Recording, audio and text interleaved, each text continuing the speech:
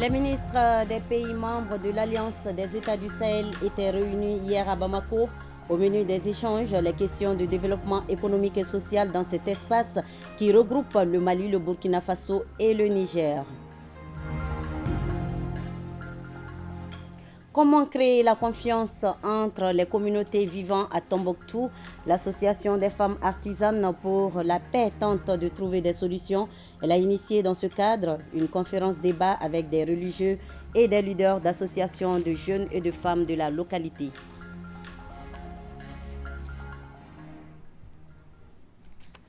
Dimanche 26 novembre, Madame, Monsieur, bonjour et soyez les bienvenus dans ce 13h. La première rencontre ministérielle des pays membres de l'Alliance des États du Sahel s'est tenue hier à Bamako. Il a été question du développement économique et social dans cet espace qui regroupe le Mali, le Burkina Faso et le Niger. Il s'agissait aussi de passer en revue les conclusions de la réunion des experts sur les préoccupations stratégiques communes aux trois États pour accélérer le processus d'intégration économique et financière au sein de l'Alliance. Reportage Nou Sissoko. Cette première rencontre ministérielle des pays membres de l'Alliance des États du Sahel s'est penchée sur les conclusions issues de la réunion des experts des trois pays tenue cette semaine ici à Bamako. En effet, les trois pays signataires de la charte du Liptako Gourma, Mali, Burkina Faso, Niger, expriment leur volonté de promouvoir l'indépendance, la souveraineté et l'émancipation économique. Ce rendez-vous de Bamako a permis d'enclencher des réflexions sur les préoccupations stratégiques communes aux trois États de l'AES en vue d'accélérer l'intégration économique et financière dans leur espace. Il sera surtout question d'évaluer les forces, les faiblesses, les opportunités et menaces qui se présentent à l'Alliance des États du Sahel, d'évaluer les potentialités économiques des pays, ressources humaines, minières, hydrauliques, etc. Évaluer le poids de l'Alliance des États du Sahel dans l'Union économique et monétaire ouest-africaine et dans la CEDEAO. Identifier les contraintes et difficultés économiques majeures auxquelles sont confrontés les pays de l'AES. D'analyser les problèmes de financement des économies des pays de l'AES et identifier les solutions spécifiques et endogènes. D'identifier et analyser les solutions aux entraves à la libre circulation et à la sécurisation des personnes et des biens à l'intérieur, tout en assurant un meilleur contrôle aux frontières extérieures de l'Alliance des États du Sahel. De définir des stratégies pour sécuriser l'approvisionnement des pays de l'Alliance des États du Sahel en produits importés tout en minimisant les coûts. De définir une stratégie de création des unités industrielles et d'élaborer enfin une feuille de route pour la réalisation des actions majeures retenues. Les discussions autour des préoccupations stratégiques communes doivent permettre de jeter les bases du renouveau de l'Alliance des États du Sahel. Nous sommes trois États, chaque État a peut-être ses réalités, mais nous avons beaucoup de choses en commun. Et il est important que dans nos réflexions, nous puissions penser AES et non penser Mali, penser Burkina ou penser Niger. Cela est très important. Et je crois que c'est vraiment un élément important que nos experts devraient prendre en compte à l'occasion des échanges qu'ils auront. 63 ans après leur accession à la souveraineté internationale, nos pays sont toujours à la recherche d'une véritable indépendance. Dans ce contexte, en tant que leader, le choix qui se présente à nous est très clair. Engager des actions vigoureuses tendant à briser les chaînes de la dépendance ou périr. Nous sommes convaincus que la création de l'AES nous permettra d'atteindre cet objectif de souveraineté. La création de l'AES est guidée par l'esprit de fraternité, de solidarité agissante et d'amitié, de plein exercice de la souveraineté nationale et internationale des États concernés, selon le Premier ministre Choguel Kokala Maïga. Les résultats de vos assises donc seront déterminants dans l'approfondissement du processus d'intégration économique au sein de l'Alliance. J'ai pu vous assurer que sous le leadership de son Excellence, le colonel Assimi Goïta, président de la transition, est engagé résolument à créer toutes les conditions pour l'opérationnalisation de ces organes et mécanismes, ainsi que les modalités de son fonctionnement. Prochaine étape, ce sera au tour des ministres des Affaires étrangères de se réunir le 30 novembre pour décider des protocoles additionnels à adopter, des organes à mettre en place, ainsi que des mesures politiques et de coordination diplomatique à définir. Un reportage signé Nou Sissoko. Action pour l'intérêt du peuple, AIP mène une campagne de sensibilisation pour la stabilisation du climat social, une action qui vise à jeter les jalons d'une paix durable dans notre pays. Occasion pour les organisateurs d'encourager certaines personnes et services comme l'ORTM pour leur appui à la consolidation de la paix et du vivre ensemble. Plus de détails avec notre reporter Boubacar Kanouti. Action pour l'intérêt du peuple enclenche une nouvelle dynamique, celle de la préservation du climat social fragilisé depuis des années. En toile de fond, des conflits qui ont ébranlé le climat social. Cette tribune a été mise à profit pour encourager certains compatriotes qui œuvrent constamment pour stabiliser la cohabitation pacifique, symbole de la paix dans notre pays. Une voie tracée par nos aïeux. Actuellement au Mali, on a besoin de climat de confiance entre nous. La paix n'a pas de prix. C'est pour cela que nous on a eu cette initiative de commencer maintenant campagne de sensibilisation pour la stabilité du pays. Une initiative soutenue par le département en charge de la réconciliation nationale. Tous saluent cette tribune qui promeut le vivre ensemble, gage d'un processus de développement. Un acte à la fois humain, parce qu'il s'agit d'une distribution de vivres, des moyens de téléphone, des prix symboliques pour les acteurs de la paix qui collaborent avec la dite association.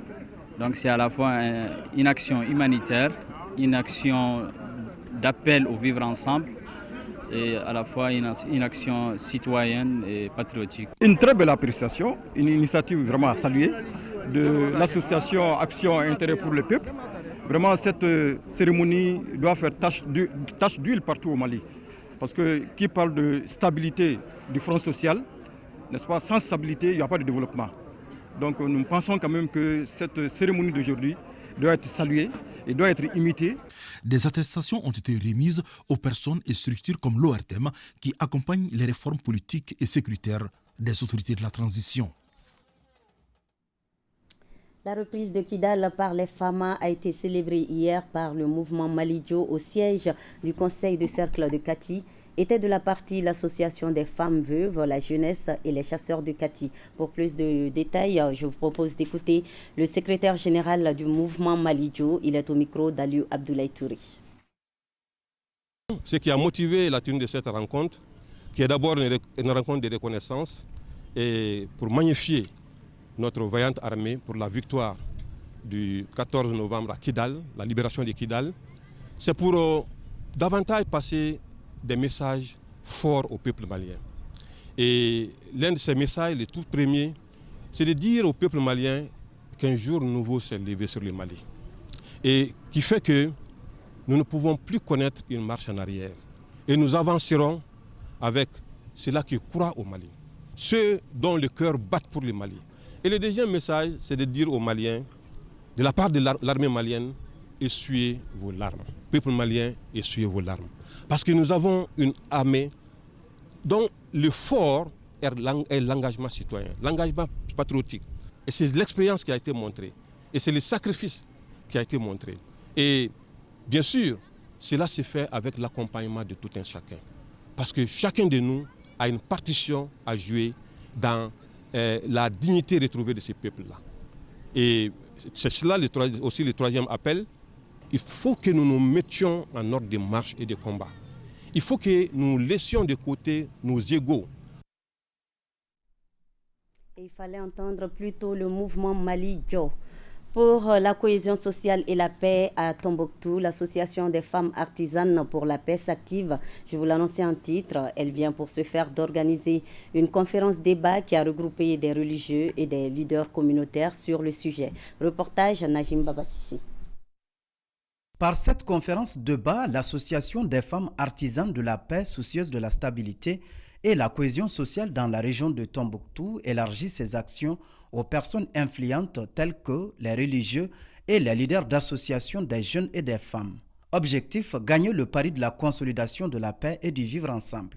C'est pour amener nos communautés à se consulter, à communiquer sur les questions qui ne vont pas et apporter des solutions à tous ces problèmes afin de vivre ensemble en paix. Je suis sortie satisfaite de cette conférence car toutes nos attentes qui étaient la communication et la tolérance, le pardon qui était l'essentiel de cette conférence ont été compris par nos participants. Ce cadre d'échange salué par les autorités administratives a permis aux participants de poser des questions de compréhension et donner des contributions aux conférenciers qui ont étayé leurs thématiques par des mécanismes traditionnels de gestion des conflits. Nous avons évoqué des hadiths, plusieurs points qui montrent à travers des exemples, à travers des petits contes, à travers des proverbes et maximes pour montrer réellement comment les gens du passé exploitent cette cohésion sociale, comment les gens se renforcent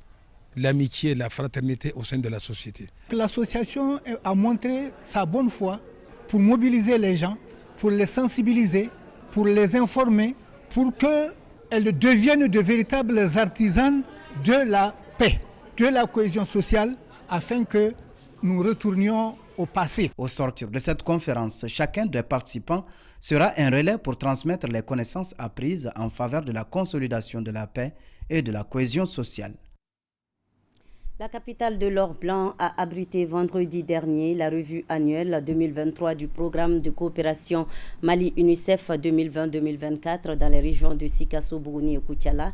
L'objectif est de faire un rétrospectif sur les activités menées afin d'améliorer les indicateurs faiblement atteints et définir le plan d'action 2024. Reportage à Brahima Kone. Cette revue annuelle 2023 du programme de coopération Mali-UNICEF 2020-2024 est un travail de 4 jours mené avec certains services techniques des régions de Sikasso, Bougouni, Koutiala et certaines ONG partenaires. Elle constitue un aspect important du dispositif de contrôle programmatique utilisé pour superviser les interventions soutenues par l'UNICEF. Cette revue permettra aux parties prenantes de procéder à des évaluations impartiales, aux ajustements nécessaires et de déterminer de manière collaborative les priorités et les interventions à mener au cours de l'année prochaine. Cette revue est une occasion d'identifier les indicateurs de la coopération Mali-UNICEF non atteints et prendre les mesures qu'il faut pour les améliorer. Elle se veut aussi un cadre de définition des grandes activités du plan de travail 2024 et d'évaluation des résultats de l'année 2023. Il s'agit pour le bilan de mise en œuvre des PTR 2022-2023, évaluer les progrès vers les résultats auxquels l'UNICEF et le gouvernement du Mali se sont mutuellement engagés dans les plans de travail 2022-2023. Pour la validation et la contextualisation des priorités de 2024, pour chaque pilier, explorer, valider et contextualiser les priorités définies. Les participants à cette revue annuelle 2023 du programme de coopération Mali-UNICEF devront formuler des recommandations pour plus de bonheur des enfants des régions de Sikasso, Bougouni et Koutiala. Même exercice dans la région de Kita avec les autorités administratives et politiques et les acteurs du développement de la région. On fait le point avec Mamadi Alioubari. Cette revue annuelle 2023 intervient à une période particulière marquée sur le plan général par des mutations politiques, institutionnelles et socio-économiques récentes et en cours qui affectent les progrès vers les droits des enfants. Sur le plan programmatique, le contexte est marqué par l'acheminement vers la fin du cycle 2020-2024, la conception du programme 2025-2029 Mali-UNICEF et l'élaboration des plans de travail annuels 2024. La revue annuelle a pour objectif général d'examiner l'état de mise en œuvre du programme de coopération Mali-UNICEF 2020-2024 afin d'y apporter des changements nécessaires pouvant garantir l'atteinte des résultats d'effet et les changements systémiques auxquels nous avons souscrit en 2023. Il s'agira donc de mener des consultations basées sur les extraits de la revue interne afin de parvenir à des consensus sur les résultats du développement régional, sur les ajustements nécessaires et les priorités de l'année suivante. Ça a donné des résultats très hautement significatifs. Les indicateurs sont atteints en ce qui concerne quand même les 4 piliers.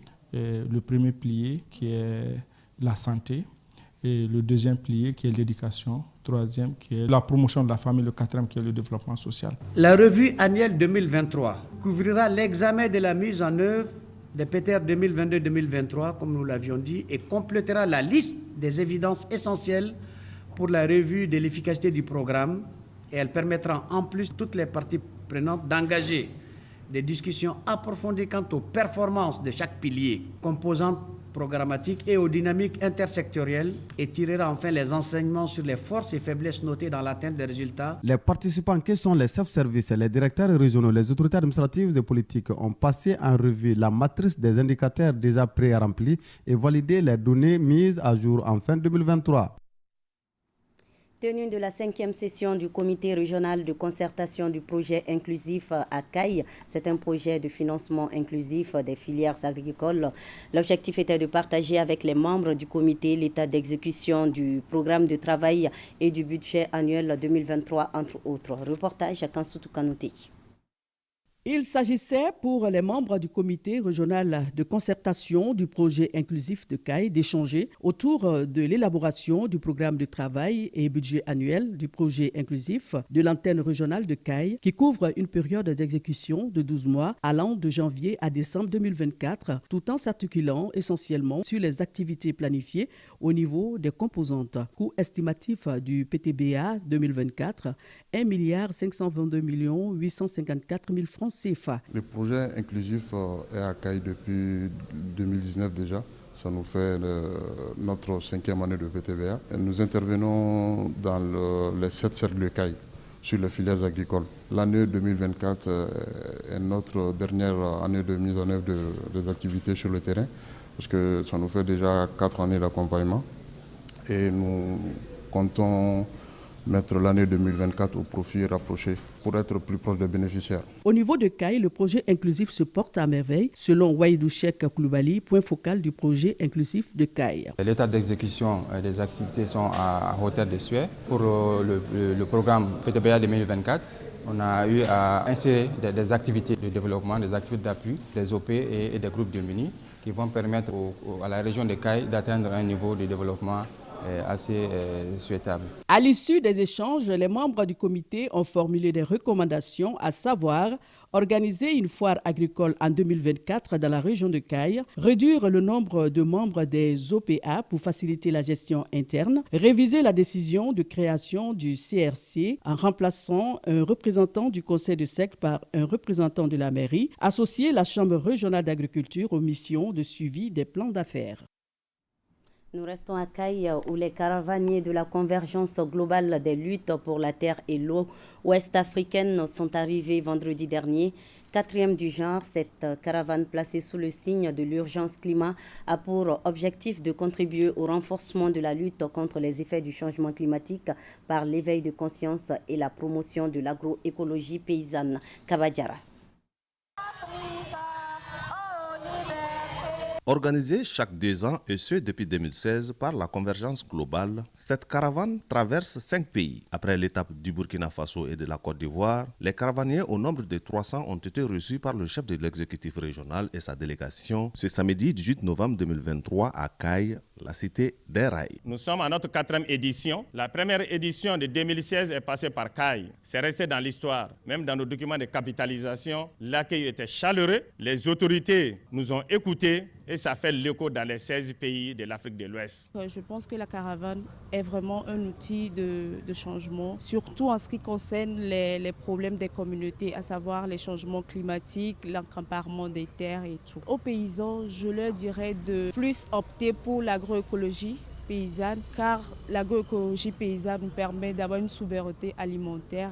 Nous sommes des agriculteurs. Il n'y a pas d'agriculture sans terre, sans eau, sans semences et sans appui des autorités pour soutenir cette politique agricole. Donc l'objectif de cette rencontre, c'est de rappeler ou de faire ce plaidoyer auprès des hautes autorités de l'Afrique de l'Ouest par rapport aux dangers qui menacent l'agriculture africaine. À l'issue des échanges, les caravaniers ont remis un document de plaidoyer au chef de l'exécutif régional, lequel leur a promis d'en faire bonne exploitation tout en saluant cette belle initiative qui, selon lui, doit servir d'exemple pour toute l'Afrique de l'Ouest. Je suis particulièrement heureux de voir les filles et les fils de l'Afrique de l'Ouest réunis comme ça. C'est de ça dont on a besoin. Nous avons des défis communs. C'est seulement en nous unissant que nous pourrons les relever. Ensemble, nous sommes une force. C'est ce qui dérange les autres. Le document que je viens de recevoir, j'en ferai bonne exploitation. Les services techniques aussi. Rappelons qu'après le Mali, direction le Sénégal, la Gambie, qui sera le point de chute.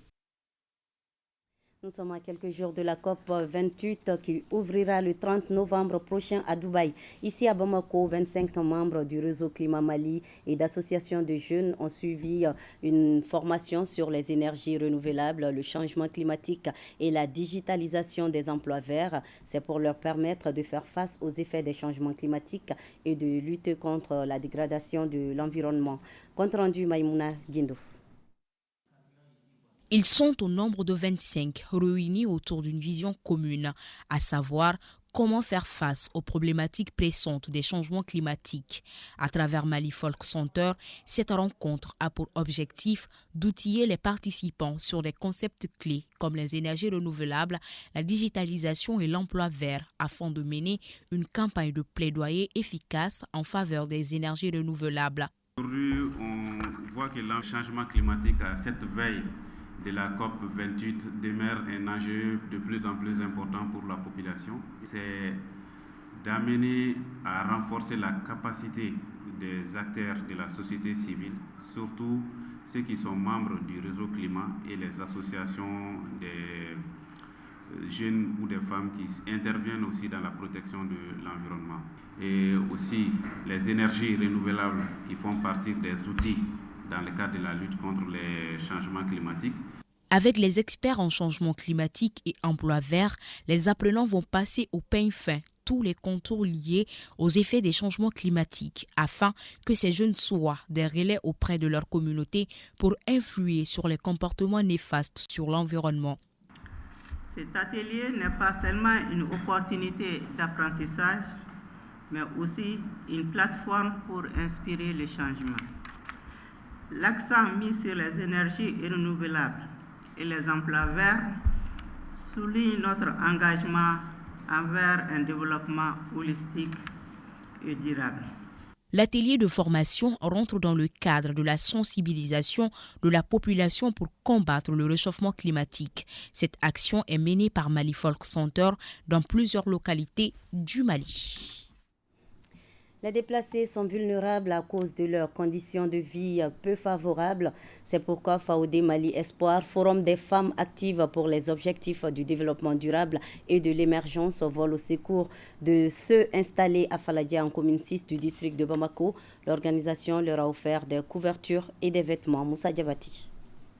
Les FAOD Mali Espoir, avec l'accompagnement de ses partenaires, notamment l'Association des femmes de Badjala et l'AFO, l'Association des femmes de l'ORTM, a remis des dons composés de 140 couvertures et 80 habits, des pièces de vêtements d'enfants pour les 554 déplacés. Selon les organisateurs, cette donation s'inscrit dans le cadre d'une aide humanitaire en ce début de froid. Nous avons jugé nécessaire de leur amener des couvertures pour qu'ils puissent se couvrir et avec des habits d'enfants parce que les enfants sont trop sensibles au froid.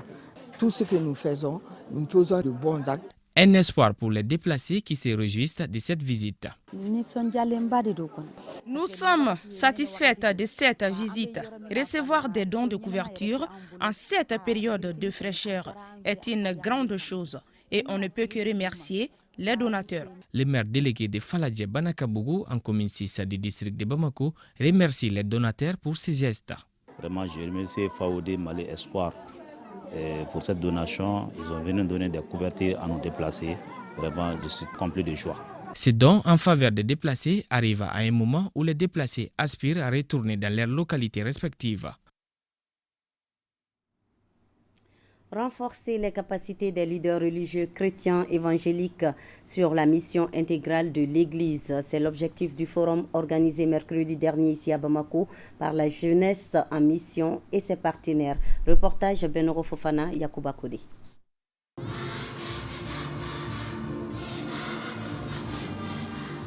Prière, exécution de l'hymne national et celui du centenaire entonné par la chorale des femmes et enfants ont marqué les festivités de la deuxième journée du centenaire de l'Église chrétienne évangélique du Mali, ECM. Cette deuxième journée consacrée aux prières et louanges se veut une invite à tous les chrétiens du Mali à l'union. Cette célébration aujourd'hui, on veut vraiment montrer que nous voulons nous joindre à toutes les autres églises, permettre à toutes les autres églises que nous sommes un en Jésus-Christ. Il n'y a pas de différence et que nous sommes tous pour le Seigneur Jésus-Christ, pour renforcer l'unité de l'Église au niveau national. Pour atteindre cet objectif, les femmes sont aussi associées au combat.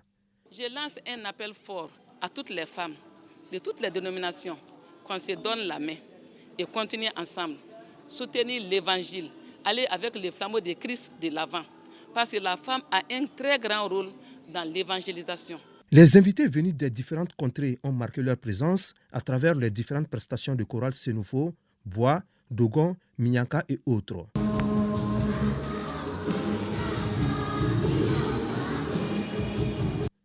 Au-delà du côté festif, 2 universités américaines et une camerounaise, partenaires de l'Église chrétienne évangélique du Mali, ont décerné des attestations de doctorat en divinité à 3 personnalités de l'ECM. C'est un sentiment de fierté, en tout cas de joie, pour dire que en tout cas, tous les efforts que nous avons fournis ont été reconnus et nous en sommes contents.